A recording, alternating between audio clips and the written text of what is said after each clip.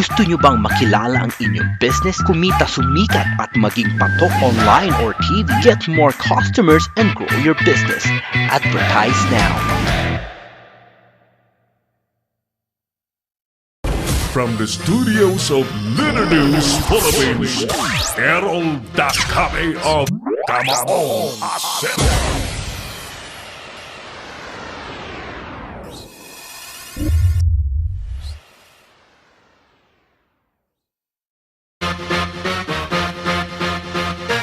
Balik po tayo sa ating malaganap na palatuntunan. Happy birthday muna sa mga may kumplianyo sa araw pong ito at happy fiesta sa mga bayan-bayan, mga barangay na may ipinagdiriwang pong kapistahan. Ganyan po yung mga ano, di ba? Ganyan po yung mga Katoliko may kapistahan. Oh, pero yung ibang mga sekta wala pong kapistahan. Pero marami kasi rito sa Pilipinas talagang Katoliko. Happy fiesta sa mga may pinagdiriwang na kapistahan. Tuloy tayo sa ating pagtatanghal. Parusang bitay ba? Parusang kamatayan or death penalty sa Ingles?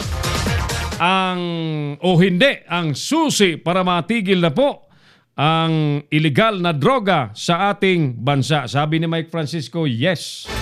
Yes, oh. Pero ako, equally, medyo careful ako doon sa tulad sa binabanggit ni Manoy Abner Parom, baka ang maparusahan lamang ay yung mga mahihirap at maliligtas po yung mga mayayaman, mga big time, super big time ng mga drug lords. Kasi tulad nga lamang po ngayon, nasaan ba yung mga drug lords na naglalakihan na pinagpapangalanan nga na mga drug lords? Where are they? Ang isang tiyak na tiyak, marami na pong namatay sa mga barabarangay. Sa gitna po ng kadiliman, ng patuloy pong pinatutupad pong drug war, anti-drug war.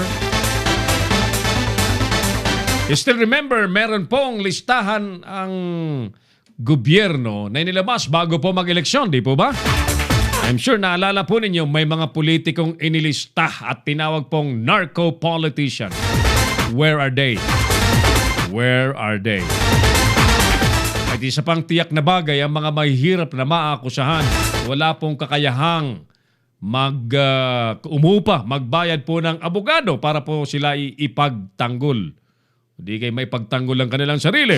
Whereas yung mga super big time na drug lords, they can hire batteries of lawyers. Lahat ng mga abogadong di kampanilya, kayang-kaya po nilang bayaran. I-hire para sila po ipagtanggol. And worst, kayang-kaya po nilang manuhol ng mga huwes para sila po'y makaligtas. So, legitimate po yung worry ni Manoy Abner Parom dyan sa Maynila na baka ang maparusahan lamang po ay ang mga maliliit at mga walang kakayahang kumuha ng abogado. Yung mga patakbuhing involved sa drugs. Kasi talagang may mga mahirap na na-involve sa drugs.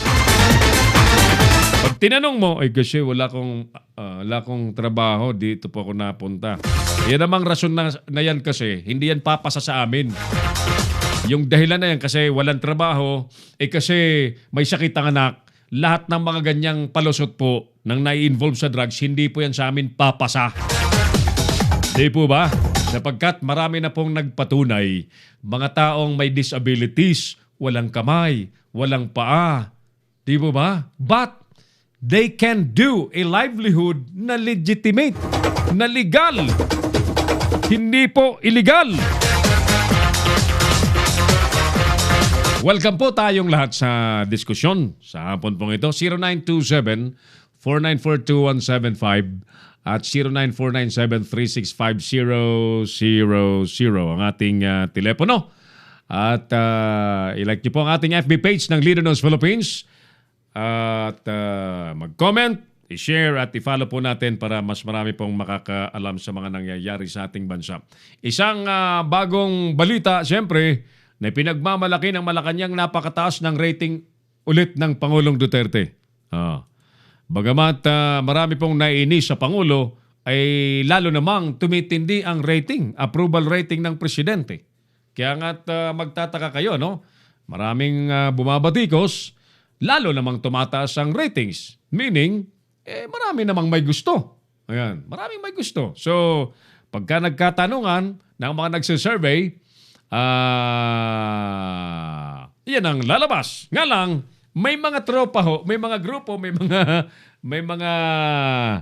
mga samahan na kapag ka hindi pabor sa kanila ang resulta ng survey, nagagalit sila sa nagsisurvey. Kini-question ng survey firm, no? And even ang gobyerno dati, kini-question dati itong Pulse Asia. Ang SWS, kini-question dati. Ngayon, mataas ang survey firm, ang survey ng Pangulong Duterte. So, natutuwa po sila. Siyempre, dahil yan ay patunay na ang tiwala po ng taong bayan ay nasa Pangulo. Kaya naniniwala po si Panelo, si Salvador Panelo, ang presidential spokesperson na tiyak daw, lalong maasar. Siguro nangaasar talaga si Salvador Panelo. Kababayan ko yan eh. Kababayan ko yan si Sal Panelo. Attorney Salvador Panelo na spokesperson ng Malacanang. At parang inaasar niya nga yung mga kritiko, no? Lalo na maasar yung mga kritiko sa paglabas ng panibagong survey result ng approval rating ng presidente.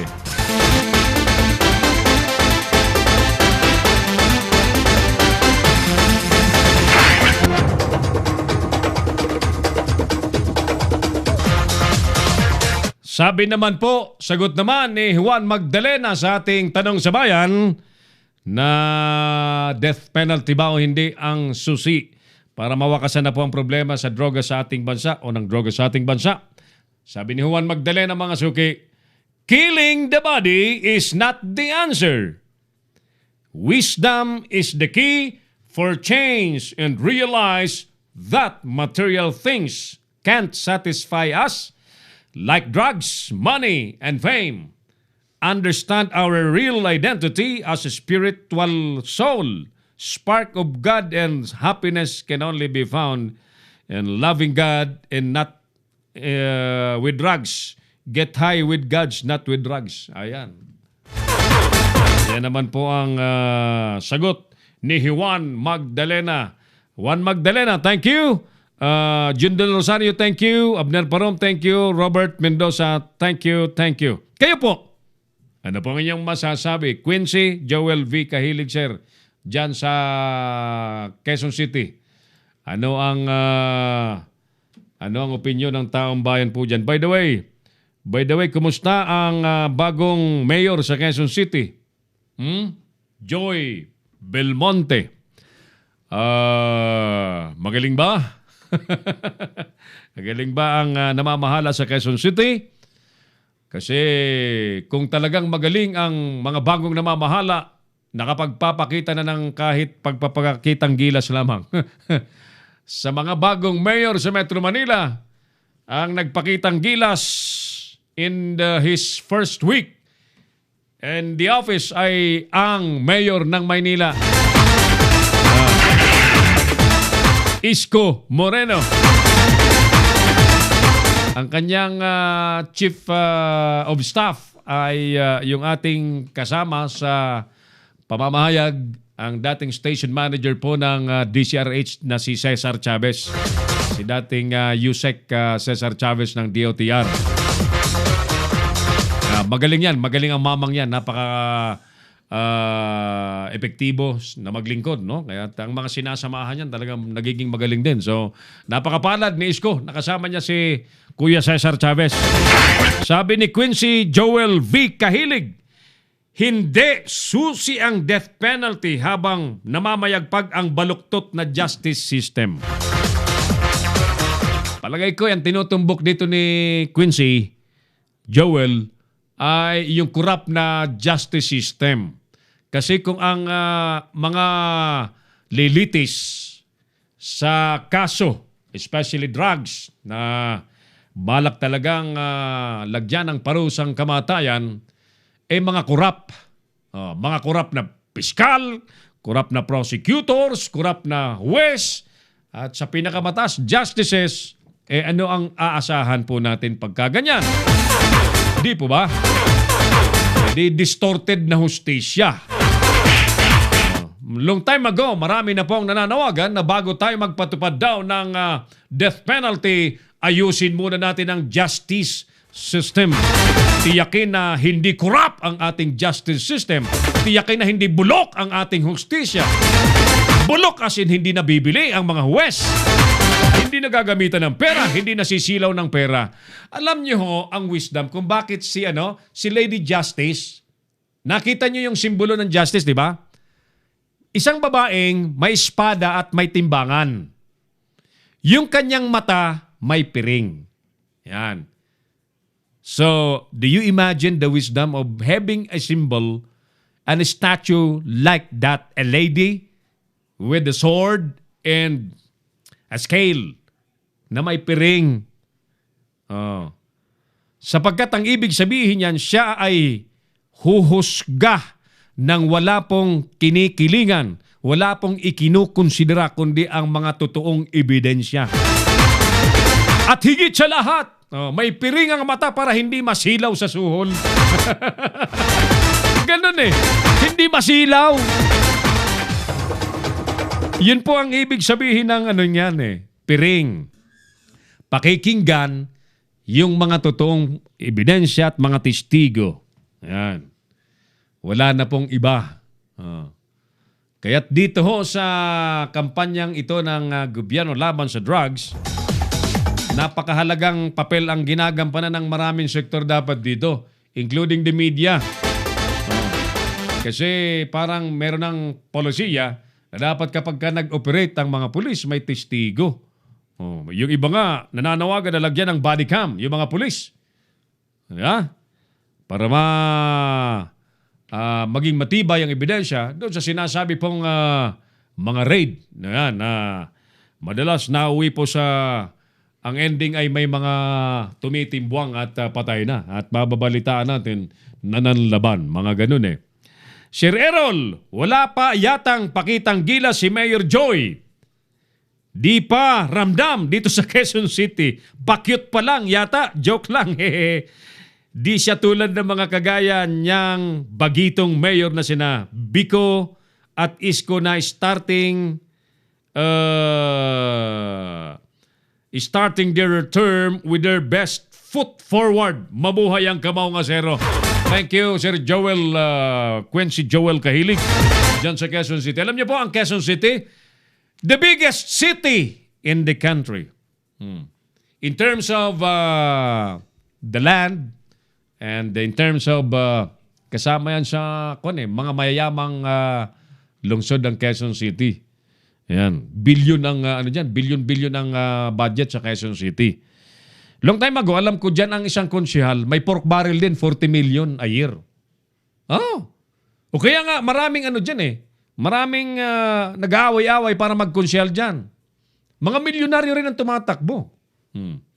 Kaya nga si Roderick Paulate na demanda ng corruption.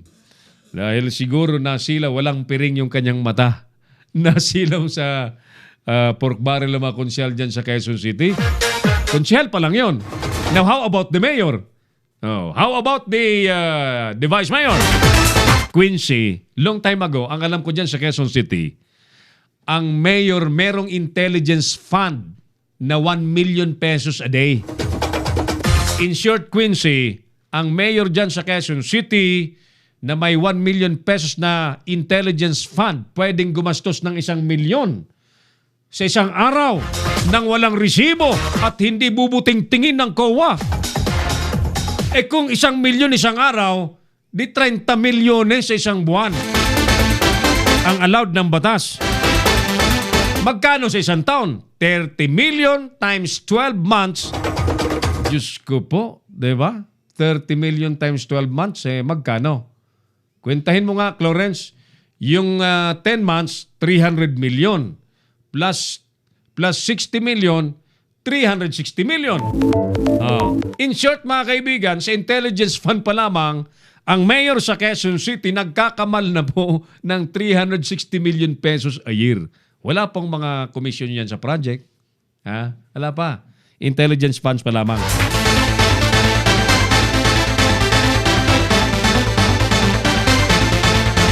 Tuloy tayo. Yan. Puros pa-cute pa lamang daw si Joy Belmonte. Kaibigan, ano po ang inyong sagot sa ating tanong? Death penalty ba o hindi ang sagot or susi para matigil na po ang illegal na droga sa ating bansa? Balikan ko po kayo. Magbabalik si Errol Nakame sa Kamaong Asero. Bring your business over 1 million TV or online. Reach your target customers anytime, anywhere. Your brand on TV or on the web. Get more customers and grow your business. Advertise now.